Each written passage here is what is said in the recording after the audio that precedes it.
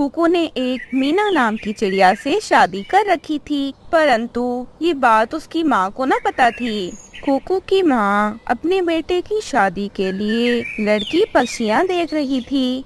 उसको ये बात तो मालूम ही न थी कि उसका बेटा तो पहले से ही छुप छुप कर शादी कर चुका है। कुकू की माँ रानो चिड़िया को एक रानी नाम की चिड़िया बहुत पसंद आती है। एक दिन रानो चिड़िया रात के समय अपने बेटे से कहती है, बेटा मुझे एक चिड़िया बहुत पसंद आई है। मैं आपकी शादी उस चिड़िया से करने का फैसला कर चुकी हूँ। उसका नाम रानी है और वे बहुत खूबसूरत है। माँ, आप ठीक तो हो ना? आपको मैंने 1000 बार बताया है कि मैं नहीं करना चाहता आपकी पसंद की शादी, बल्कि मैं शादी नहीं करना चाहता। माँ, बेटा मेरी बात तुम्हारा कौन है? तुम्हारी तो कोई बहन भी नहीं है। अब मुझे ही तुम्हारी शादी करनी होगी। मैंने तो तुम्हारी शादी की तारीख भी तय कर दी है। 2 हफ्ते बाद तुम्हारी शादी है, तुम कैसे मना कर सकते हो?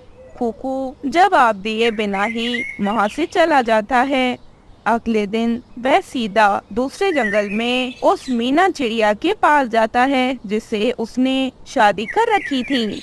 वह मीना को ये नहीं बताता कि उसकी तो 2 हफ्ते बाद शादी है।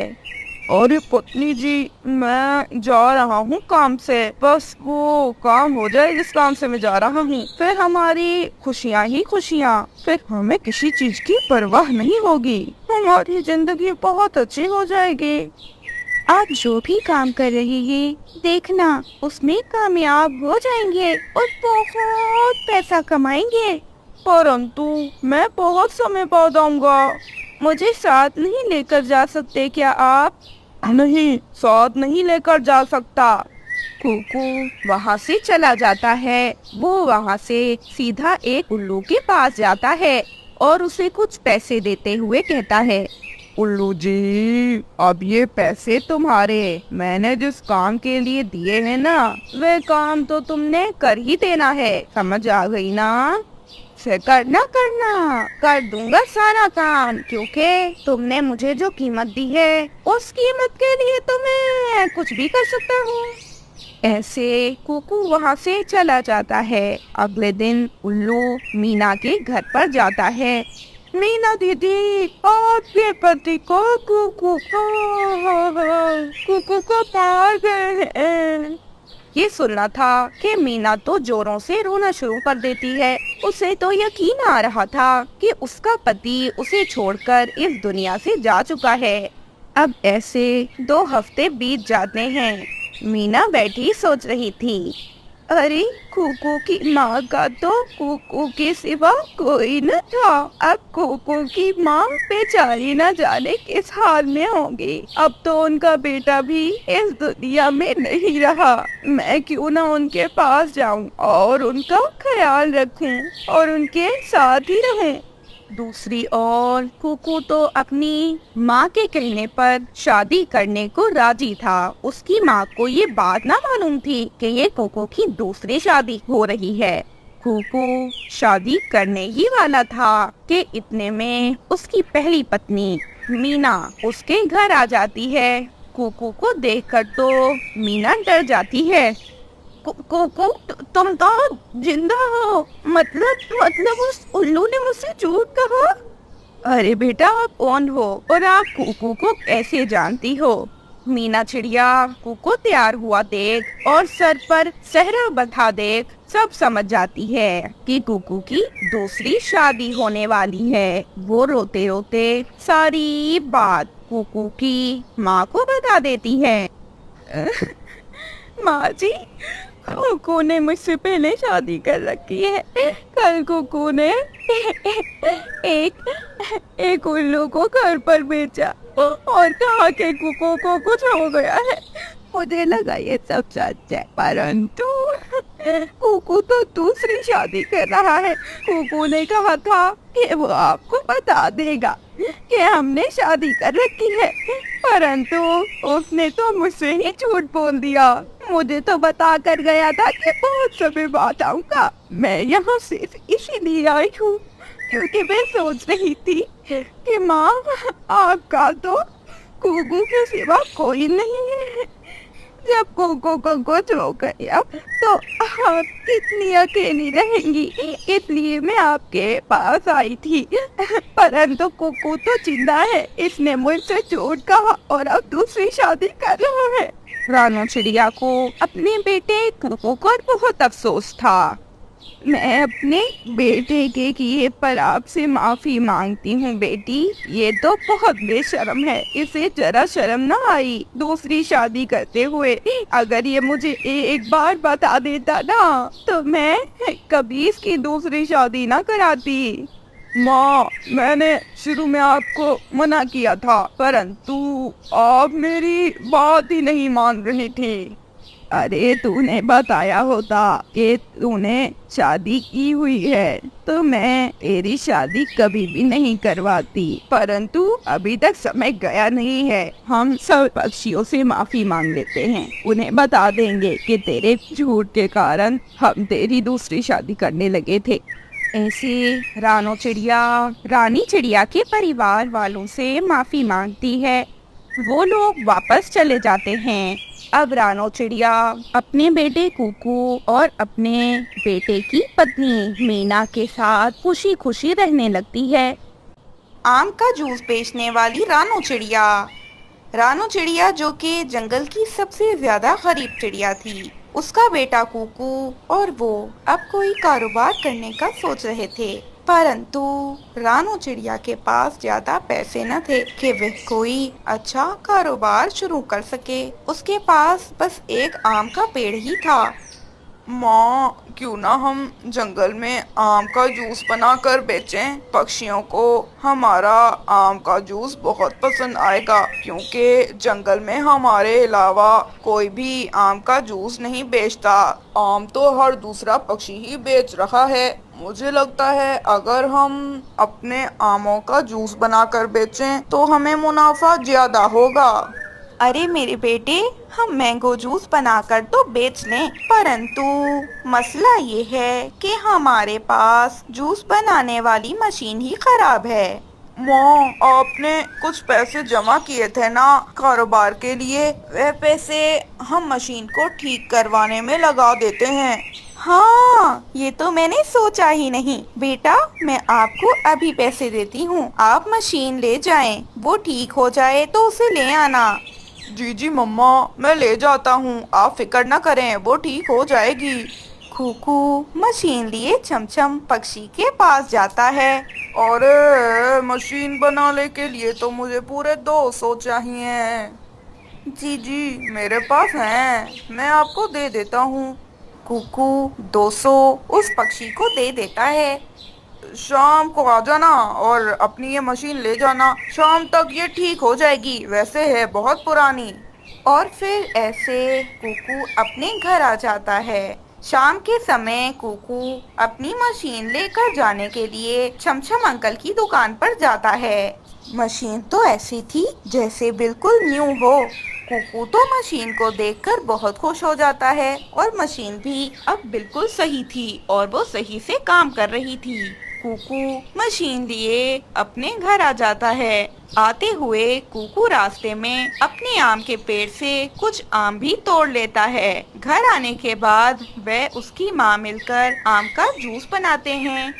कुकू वो जूस अपनी माँ को डालकर देता है। उसकी माँ रानू चिड़िया जैसे ही जूस का पहला घूंट पीती है तो उसे तो वो जूस बहुत पसंद आता है। अरे वाह मेरे बेटे, आपने बहुत स्वादिष्ट आम का जूस बनाया है, ये तो पक्षियों को बहुत पसंद आएगा। आप मेहनत करते रहना, देखना एक दिन आप बहुत कामयाब पक्षी बन जाओगे और सारे जंगल के पक्षी ही आपसे मैंगो जूस खरीदा करेंगे। ऐसे अगले दिन कुकू और उसकी माँ जंगल में बीचों बीच आम का जूस बेचने लगते हैं, क्योंकि किसी ने भी अब तक आम का जूस नहीं बेचा था। इसीलिए तो पक्षी भागे भागे उनके पास आ रहे थे और उनके आम के जूस को पी रहे थे। ठंडा ठंडा आम का जूस तो पक्षियों को इतना अच्छा लग रहा था कि पक्षी अपने घर के लिए भी आम का जूस पैक करवा कर ले जा रहे थे। रात के समय भी कुकू अपनी छोटी सी दुकान में बैठा था। उसकी माँ तो अपने घर जा चुकी थी। इतने में उसके पास दो उल्लू और एक चील आ जाते हैं। कुकू पहले तो उन्हें देखकर थोड़ा घबरा जाता है, परंतु फिर कहता है, जी जी बताएं, आपको कितने ग्लास मैंगो जूस चाहिए? चील कुकू को घूरते हुए कहती है, मुझे तेरी ये मशीन चाहिए जिससे तुम जूस बनाकर बेच रहे हो। जी जी चील दीदी, हम भी फिर घर पे मैंगो जूस बनाकर पियेंगे, मजा आएगा मजा। ये सुनकर तो कुकू बहुत डर जाता है और डरी हुई आवाज में कहता है, मैं अपनी मशीन आपको नहीं दूंगा, जाएं यहाँ से, वरना मैं शोर मचा के ना सब पक्षियों को यहाँ इकट्ठा कर दूंगा। आप किसी से ऐसे कैसे उसका सामान खरीद सकते हैं? चील को कुकू पर बहुत गुस्सा आ जाता है और वह उल्लुओं के साथ मिलकर कुकू को बहुत मारती है और उसकी मशीन भी ले जाती है। कुकू बेचारा रोता रह जाता है। जब वो अपने घर जाता है तो उसे जख्मी हालत में देखकर तो उसकी माँ बहुत घबरा जाती है। अरे मेरे बेटे, तुझे क्या हुआ है? किसने मारा? लड़ाई हुई है मेरे बेटे तेरी किसी से? माँ, ले गए, वो ले गए हमारी मशीन, वो हमसे हमारी खुशियाँ ले गए। क्या? कौन ले गया मेरे बेटे? कौन ले गया हमारी मशीन? अब क्या होगा? हमारे पास तो वो एक ही मशीन थी। मम्मा, चील चील आई थी उल्लुओं के साथ, वो ले गई, उसने मुझे मारा और मुझसे मेरी मशीन छीन कर ले गई, मैं कुछ ना कर सका।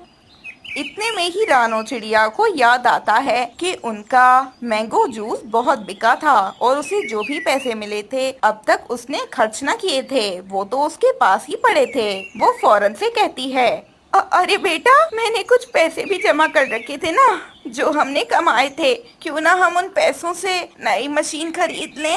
अरे माँ, ये तो बहुत अच्छा आइडिया है। हाँ, हम ऐसा ही करेंगे और कल से अपना काम जारी रखेंगे। ऐसे रानो चिड़िया अपने बेटे को पैसे देती है और वो नई मशीन खरीद कर ले आता है। अब रानो और उसका बेटा जंगल में फिर से मैंगो जूस बेचने लगते हैं। आहिस्ता आहिस्ता उनके पास ढेर सारे पैसे हो जाते हैं और अब रानो चिड़िया और कुकू जंगल के सबसे ज्यादा गरीब पक्षी न रहे थे, बल्कि अब उनके पास सब कुछ था। उनके पास किसी चीज की कमी न थी। बारिश में नारियल का घर। रानो चिड़िया और उसका बेटा दोनों ही अपने नारियल के पेड़ से बहुत प्यार करते थे और उसका बहुत ध्यान रखते थे। रानो चिड़िया और कुकू दोनों ही नारियल का कारोबार कर रहे थे। उनके पेड़ के नारियल बाकी पेड़ों से मुख्तलिफ थे क्योंकि वह अपने आकार में बहुत बड़े थे। बेटा कुकू, कई दिन हो गए परंतु हमसे नारियल कोई पक्षी नहीं खरीद रहा। अगर इस तरह इतने कम कम नारियल बिके तो हम अपना घर कैसे खरीदेंगे? बारिशें भी होने वाली हैं। हमने तो अभी तक अपना पक्का घर नहीं बनाया। काश थोड़े नारियल बिक जाएं तो हम अपना पक्का घर खरीद ही लें। बनाने जितना तो अब समय ही नहीं रहा। मम्मा, हम नारियल का घर बनाकर बेचना न शुरू कर दें, शायद पक्षी हमसे नारियल का घर ही खरीद लें। हमारे नारियल तो बहुत बड़े हैं अपने आकार में, पक्षी बारिशों के दिन नारियल के घर में खुशी से बिता लेंगे। बेटा, मुझे तो नारियल का घर नहीं बनाना आता, क्या आपको नारियल का घर बनाना आता है? हाँ माँ, मैंने अपने एक पुराने दोस्त से ये सब सीखा हुआ है। मैंने आज ही एक नारियल का घर बनाने का फैसला किया है। और फिर कुकू बहुत मेहनत करने के बाद अपने लिए बहुत प्यारा सा नारियल का घर बना लेता है और दोनों माँ बेटा उस घर में ही रहने का फैसला करते हैं। वह जंगल में भी इस तरह नारियल के घर बनाकर बेचने लगते हैं, परंतु बदकिस्मती से कोई भी उनके नारियल को नहीं खरीदता। एक दिन गोरी कौवी उनके पास आती है और उनका मजाक बनाते हुए हंसते हुए कहती है, अरे पागलों, नारियल का घर कौन खरीदेगा? आप पागल हो गई हो चिड़िया, किसी को जरूरत नहीं है तुम्हारे नारियल के घर की। ये बेवकूफों वाला बिजनेस नहीं चलेगा तुम्हारा, बंद कर दो ये बिजनेस। आपको क्या, कोई खरीदे ना खरीदे, हम मेहनत करेंगे। हो सकता है कि पक्षियों को हमारे घर पसंद आए और वे खरीद लें। पसंद आए? पक्षियों को ऐसे घर पसंद आएंगे? पक्षियों को तुमने बिल्कुल ही पागल समझ रखा है। हम इतने पागल नहीं हैं कि इतने बेकार से घर तुमसे खरीदेंगे। गोरी मजाक उड़ाते हुए हंसते हुए वहाँ से चली जाती है। कुछ ही दिन बाद बादलों की तरफ से संदेश आता है कि आज शाम को बारिश होगी और उसी दिन शाम के समय जोरदार बारिश होती है। पक्षियों के घर जो बहुत पुराने थे वह तो टूट जाते हैं। अब सब पक्षी ही बारिश में भीग रहे थे। ऐसे में रानो चिड़िया और कुकू छाता लिए अपने नारियल बेच रहे थे। उनके नारियल के घरों को देखकर पक्षी उनके पास आ जाते हैं, क्योंकि पक्षी बारिश में भीगना नहीं चाहते थे और रानो चिड़िया नारियल के घर बहुत कम दाम में बेच रही थी। अरे प्लीज प्लीज मुझे एक नारियल का घर दे दे। मेरी पत्नी, मेरा बच्चा दोनों बारिश में भीग रहे हैं। मुझे भी एक नारियल का घर दे दें। आप बहुत अच्छा काम कर रही हैं रानो चिड़िया, नारियल के बहुत कम दाम ले रही हैं आप। बुलबुल भी रानो चिड़िया के पास भागी भागी आ जाती है। अरे ये घर तो बहुत सुरक्षित है और आप तो बहुत कम पैसे ले रही हैं। रानो प्लीज थोड़ा दाम बढ़ा लें ताकि आपको ज्यादा मुनाफा हो। जी जी, घर सुरक्षित है, परंतु हम अभी दाम नहीं बढ़ाएंगे क्योंकि अभी पक्षी मुसीबत में हैं। गोरी और कालू का घर भी टूट जाता है। कालू गोरी भी भागे भागे रानो चिड़िया के पास आते हैं और उसी से नारियल का घर खरीदते हैं। पूरे जंगल के पक्षी ही धीरे धीरे करके नारियल के घर खरीद लेते हैं। रानो चिड़िया को तो बहुत ज्यादा ही मुनाफा हो रहा था, वो बहुत खुश थी।